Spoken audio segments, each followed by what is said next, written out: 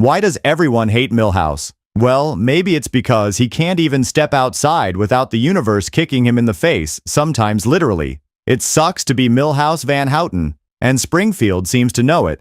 From falling flat on his glasses to being the eternal punching bag for Springfield's worst luck, Milhouse isn't just unlucky.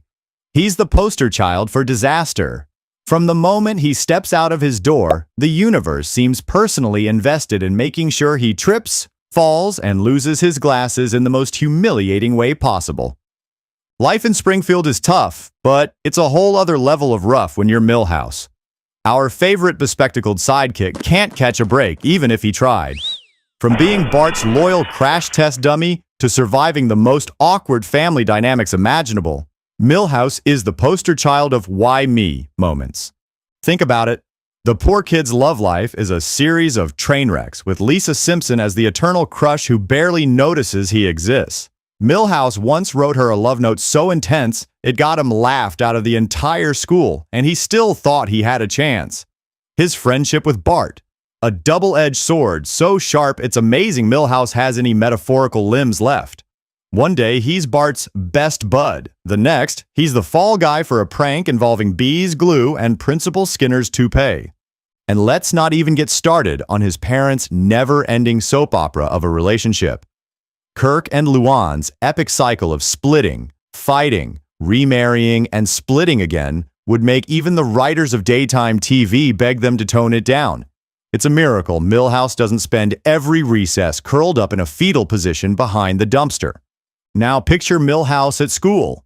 The kid who gets picked last for dodgeball ends up doing a science project on the effects of crying on homework, and somehow winds up pantsed in front of the entire cafeteria. Twice! Remember that time he thought he was turning into a werewolf because his voice cracked? Classic Milhouse. Over the top, unlucky, and somehow still so relatable it almost hurts. And just when you think he might catch a break, life steps in wearing steel-toed boots. Like the time he actually became cool for exactly 8 hours. He was basking in popularity, feeling like Springfield Elementary's very own rebel without a cause, right up until he accidentally set off the fire sprinklers by flexing too hard. It ended with him back at square one, plus a nickname that haunted him for an entire year, Sprinkler Boy.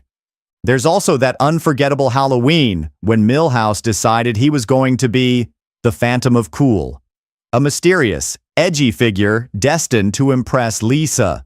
Instead, he tripped over his own cape, rolled down a hill, and crashed straight into the Krusty Burger Halloween display, scattering fake blood and rubber skeletons across Main Street. It took 3 cops and a very tired Chief Wiggum to untangle him. Milhouse's life is a relentless roller coaster of almost victories and spectacular defeats, making him the ultimate underdog you can't help but root for. But while everyone else in Springfield gets at least one lucky break, Milhouse gets, well, nothing. It really sucks to be Milhouse. You want to believe things will get better for him, but deep down, you know Springfield just won't allow it. And no matter how many times life knocks him down, metaphorically, emotionally, sometimes literally off his bicycle into a cactus, Milhouse keeps getting back up, ready for the next misadventure. Whether he's dealing with radioactive spills during a take-your-kid-to-work day or being blamed for a citywide panic because he screamed wolves during a PTA meeting, Milhouse is the lovable disaster we can all relate to. His misfortunes make us laugh, but they also hit that tiny part of our soul that remembers being the kid left out, laughed at, or let down. Milhouse isn't just comic relief. He's a mirror to every single awkward phase we barely survived. And let's not overlook his moments of unexpected bravery. Like that time he tried to stand up to Nelson. Sure, it ended with him stuffed headfirst into a locker.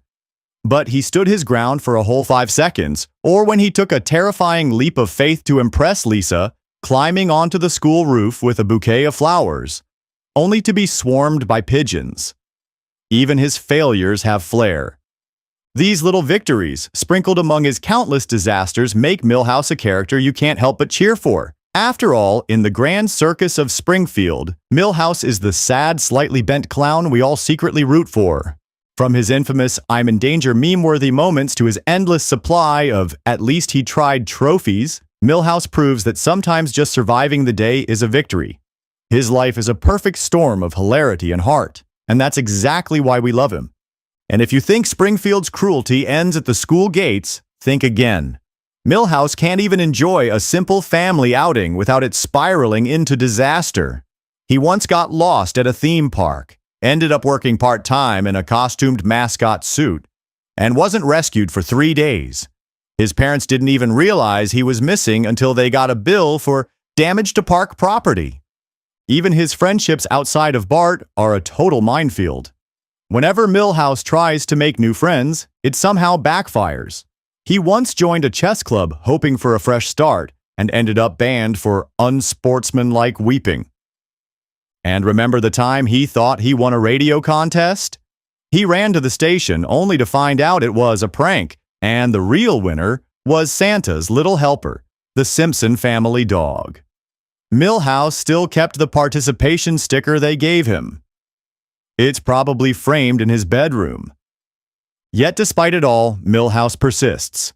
He shows up, he smiles, he braces for impact. In a town where even the dog has better luck, Milhouse refuses to give up. His resilience isn't just inspiring, it's absurdly heroic. At home, things aren't any better. Milhouse once tried to impress his visiting cousins by showing them his dangerous trick, riding a skateboard down the staircase. It ended exactly how you'd expect.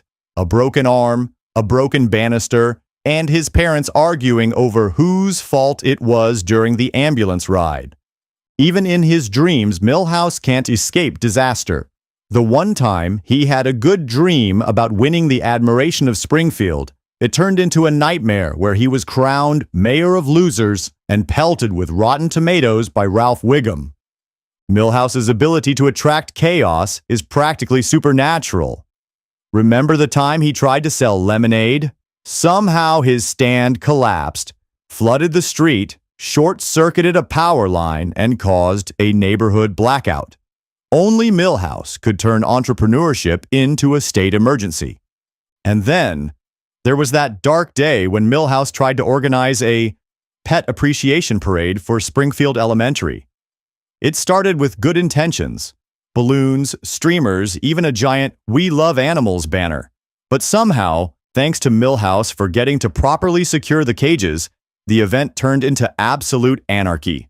Groundskeeper Willie declared martial law. By sundown, the playground looked like a battlefield, and Milhouse was hiding under the bleachers, clutching a traumatized goldfish and sobbing into a megaphone.